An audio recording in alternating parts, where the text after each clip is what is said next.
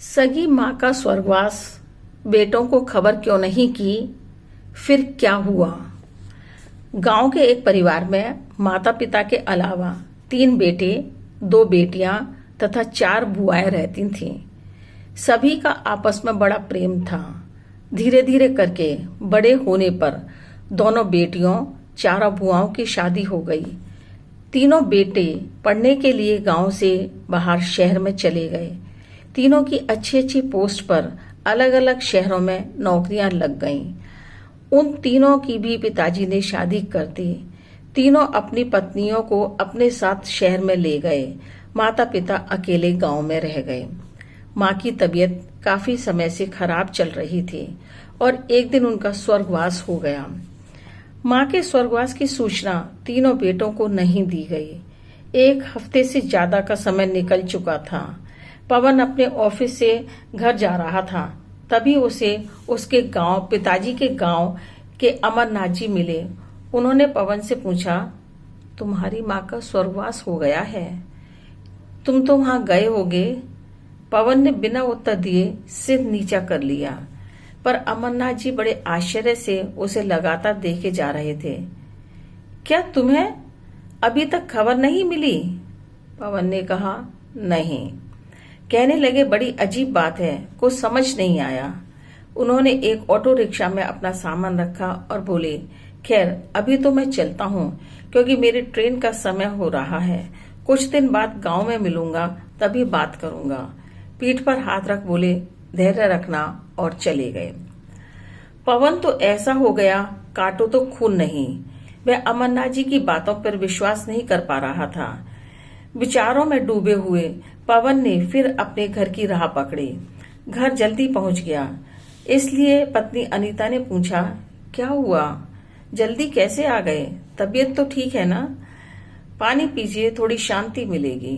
पवन बोला, अनीता। आगे उससे बोला नहीं गया और रोने लगा। अनीता बोली, बताओ तो सही, क्या हुआ? बोला, माँ का स्वर्गवास हो गया। ओह, ये कैसे हो गया, कब हुआ? 1 हफ्ते से ज्यादा हो गया चुका है। क्या 1 हफ्ते से ज्यादा? और हमें बताया तक नहीं? अब आपको कैसे मालूम हुआ? हमारे पड़ोसी अमरनाथ जी यहाँ पर किसी काम से आए थे। जब मैं ऑफिस से आ रहा था तो मुझे रास्ते में मिल गए। अनीता बोली, यह बड़ी अजीब बात है कि माँ के मरने की खबर बेटों को नहीं की। शायद बड़े भैया को भी सूचना नहीं मिली होगी, अन्यथा वह जरूर फोन कर मुझे भी बताते। दुखी होते हुए पवन ने अपने बड़े भाई रमेश को फोन किया। रमेश भी सुनकर अचंभित रह गया और बोला, ताज्जुब की बात है कि हम लोगों को बताया तक नहीं गया। राघव, तीसरे भाई को भी पूछा गया, उसे भी कुछ पता नहीं था। वह बोला, अब तो हर गांव में फोन की सुविधा उपलब्ध है, तो क्यों नहीं बताया? तीनों भाई सोचने लगे कि कहीं अमरनाथ जी ने गलत तो नहीं बता दिया है। पवन ने कहा, नहीं भैया, अमरनाथ जी के पास लीला बुआ का फोन पहुंचा था। अमरनाथ जी के बेटे की अभी शादी हुई है, इसलिए वह खुद तो नहीं गए थे, परंतु 13वीं पर जाने की कह रहे थे। तीनों भाई अभी भी विश्वास नहीं कर पा रहे थे कि हमको क्यों नहीं बताया गया है। रमेश ने पवन और राघव से पूछा कि क्या गांव में फोन लगाया? दोनों ने कहा, किसी का भी नंबर हमारे पास नहीं है। भैया, अगर आपके पास नंबर हो तो आप मालूम कर लीजिए। वह बोले, नहीं है। तो अब कैसे मालूम करें कि यह खबर सही है गलत? अगर बहन से पूछेंगे तो वो सब हमारा मजाक बनाएंगे।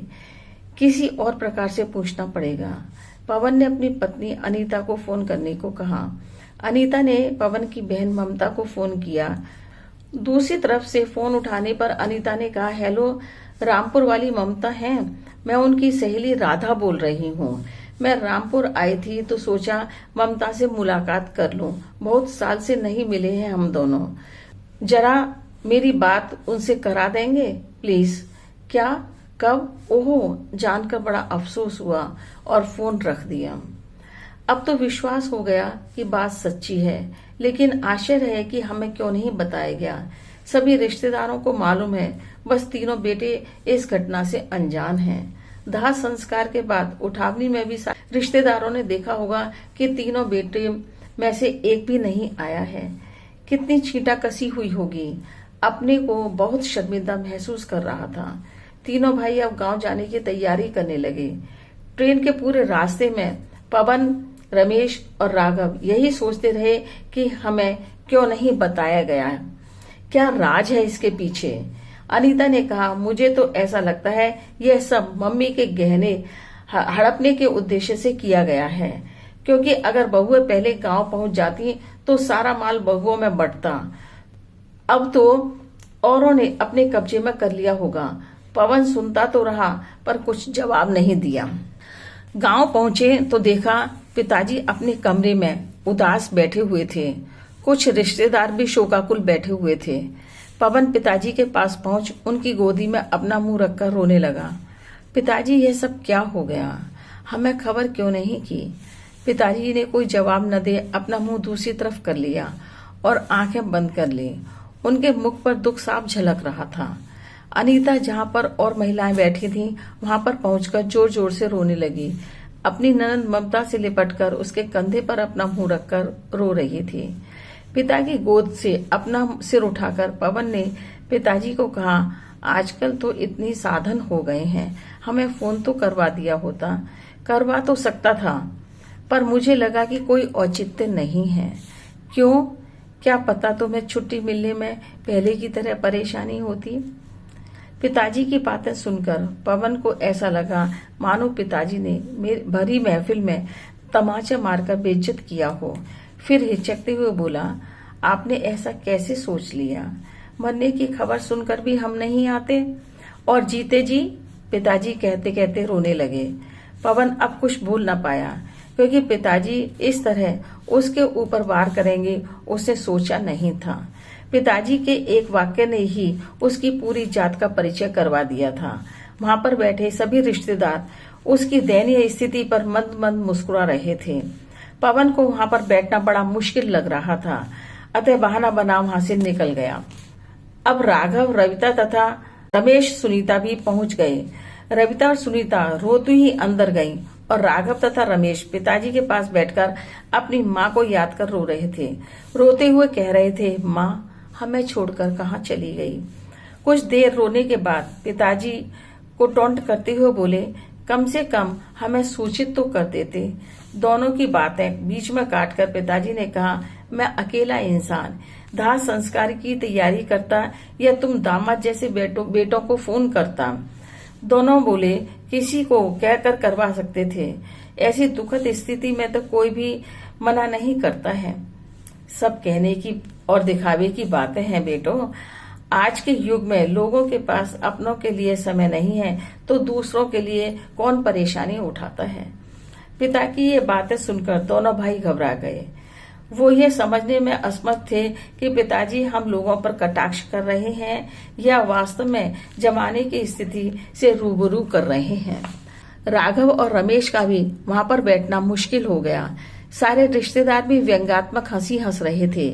रमेश को बहुत गुस्सा आ रहा था कि पिताजी से पूछा जाए कि सारे रिश्तेदारों को तो कुछ घंटों में ही बात मालूम पड़ गई, सारे आ गए, किसने किए उन सबको फोन? क्या उसी प्रकार हमें फोन से सूचित नहीं किया जा सकता था? लेकिन दोनों में पिताजी से यह बात पूछने का साहस नहीं था। दोनों बहनों से मिलने का बहाना बना वहां से उठकर चले गए। अंदर दोनों बहनें तथा चारों बुआएं किसी काम में व्यस्त थीं। रविता, सुनीता तथा अनीता अनवांटेड सी एक कोने में बैठी थीं। कमरे में जाते समय रमेश और राघव सोच रहे थे कि दोनों बहनें हमें देखकर लिपट जाएंगी और फूट फूट कर रोएंगी, पर ऐसा कुछ भी नहीं हुआ। दोनों बहनों तथा चारों बुआओं ने उनकी तरफ कोई ध्यान नहीं दिया। पवन, रमेश तथा राघव, अनीता, सुनीता तथा रविता चुपचाप बैठे हुए थे और एक एक मिनट काटना मुश्किल हो रहा था। तीनों बेटे तथा तीनों बहुएं नहाने का बहाना कर वहां से चले गए। दोनों बहनें रोते हुए बात करने लगी। अभी 2 दिन पहले ही तो हम लोग पिताजी माँ से मिलकर गए थे। उन दिनों माँ बिल्कुल ठीक थी, पर 2 दिन में ही न जाने क्या हो गया। ममता याद कर कह रही थी, पिताजी ने कैसे रोते रोते मुझे फोन किया था कह रहे थे, बेटा दिन में माँ बिल्कुल ठीक थी, खाना बनाया, खिलाया और खाया भी, पर रात को 12 बजे घबराहट होने लगी। मैं डॉक्टर को लेकर आना चाहता था, पर माँ ने जाने नहीं दिया। माँ ने कसकर हाथ पकड़ लिया। वह कुछ बोल रही थी, पर समझ नहीं आ रहा था कि क्या कहना चाहती थी। शायद उसको यह आभास हो गया था कि अंतिम समय आ गया है और ऐसे में मैं कहीं और न जाऊं। पिताजी डॉक्टर को लेने न जा सके। माँ की सांस तेज तेज चलने लगी और पिताजी लाचार से अपनी अर्धांगिनी को काल के मुंह में जाते देख रहे थे। भरा पूरा परिवार होने के बाद भी आज इस दुख की घड़ी में कोई भी नहीं है, ऐसा सोच आंखों में पानी आ गया। फिर गंगाजल की डिब्बी और तुलसी लेकर माँ के मुंह में डाला। गीता के 5वें पाठ का उच्चारण भी किया। माँ ने तुलसी और गंगाजल पी लिया। गीता का पाठ भी सुनती रही। बस मन में एक बेटों से मिलने की ललक लगी हुई थी। पिताजी ने पिछले महीने फोन करके तीनों बेटों से कहा था कि माँ की बहुत तबीयत खराब है, तुम्हें देखना चाहती है, आ जाओ। पर उन्हें इस काम के लिए छुट्टी लेने में परेशानी होती थी। बेटों से मिलने की चाहत लिए माँ पिताजी की बाहों में लेटी रही। अंतिम सांस लेने से पहले उन्होंने पिताजी के पैर छुए। ठाकुर जी को देखते हुए हाथ जोड़कर प्रणाम कर अपनी सांसें पूरी की। पिताजी अपनी अर्धांगिनी के बेजान शरीर को बंदरिया की तरह सीने से लगाकर रोने लगे।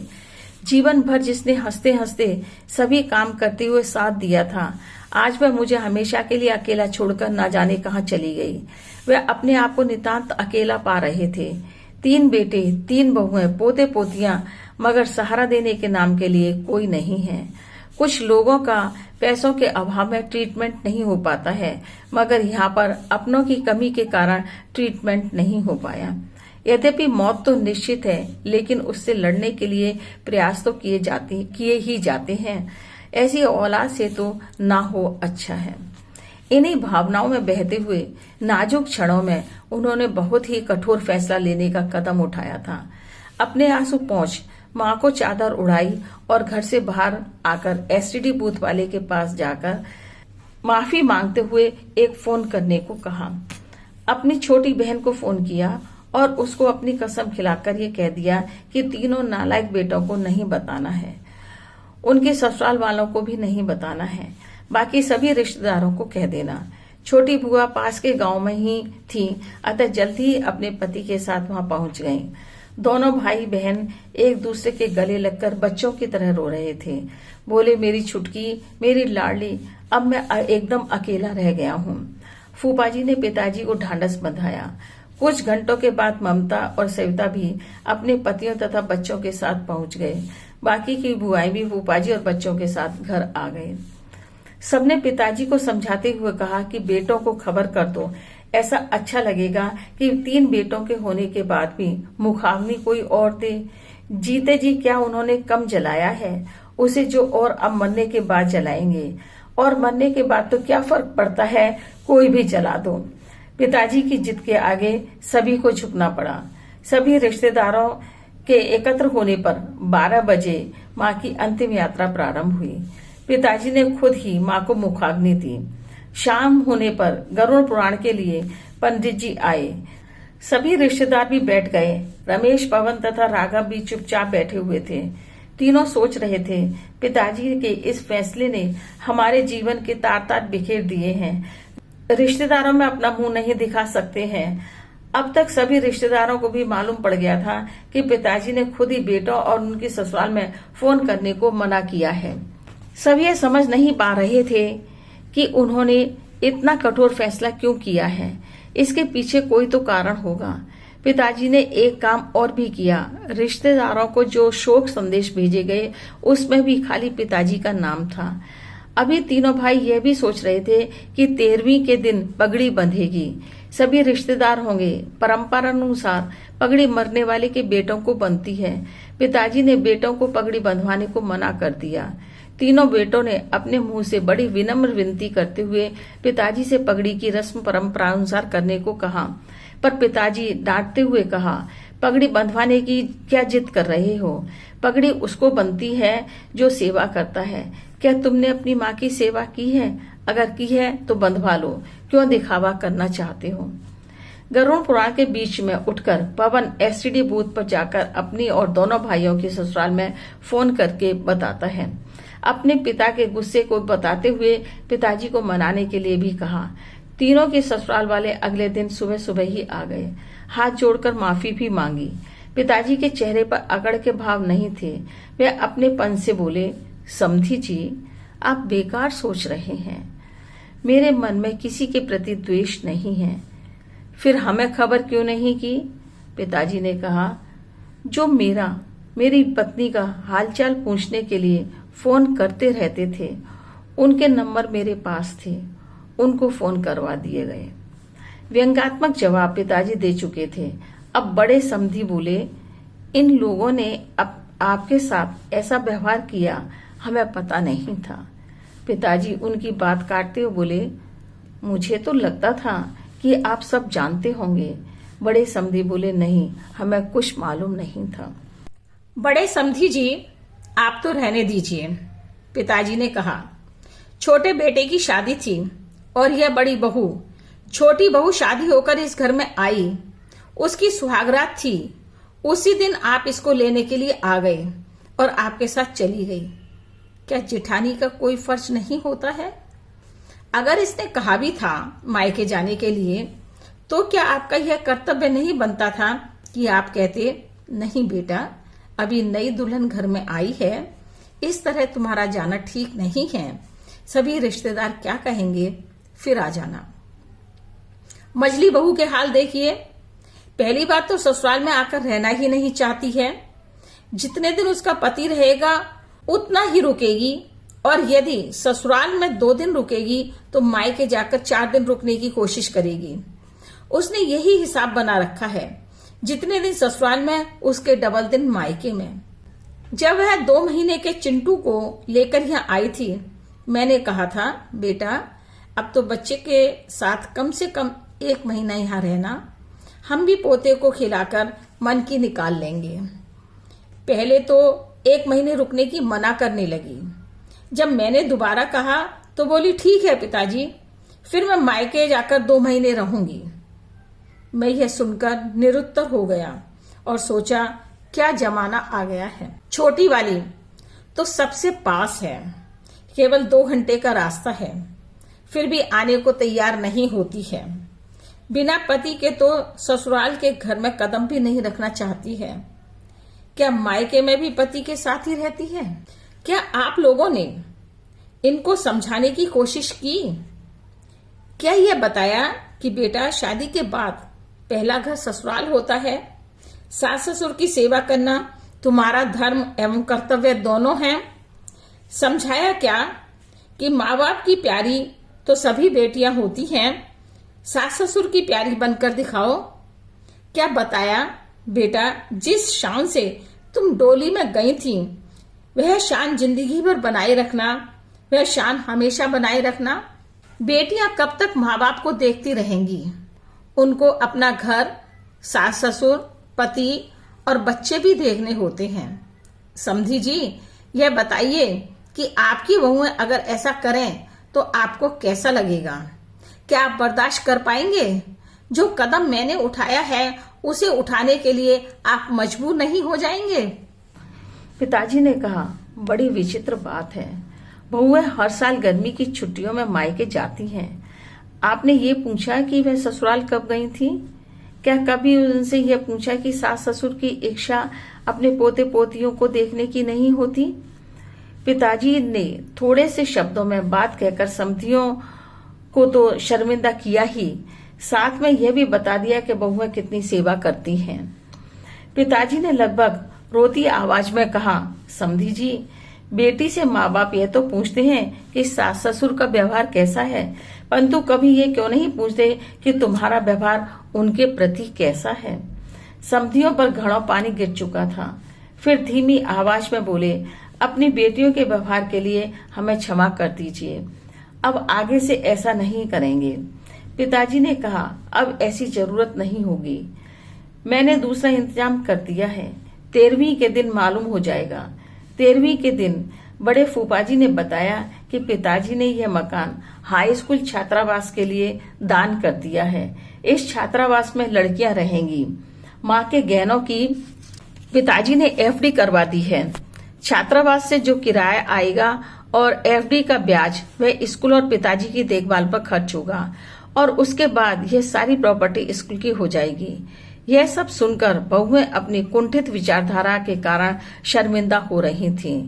बेटे अपने कर्मों के कारण मुंह दिखाने लायक नहीं रहे थे, अतः समय रहते हमें अपने बूढ़े माँ बाप के प्रति कर्तव्यों को समझना चाहिए।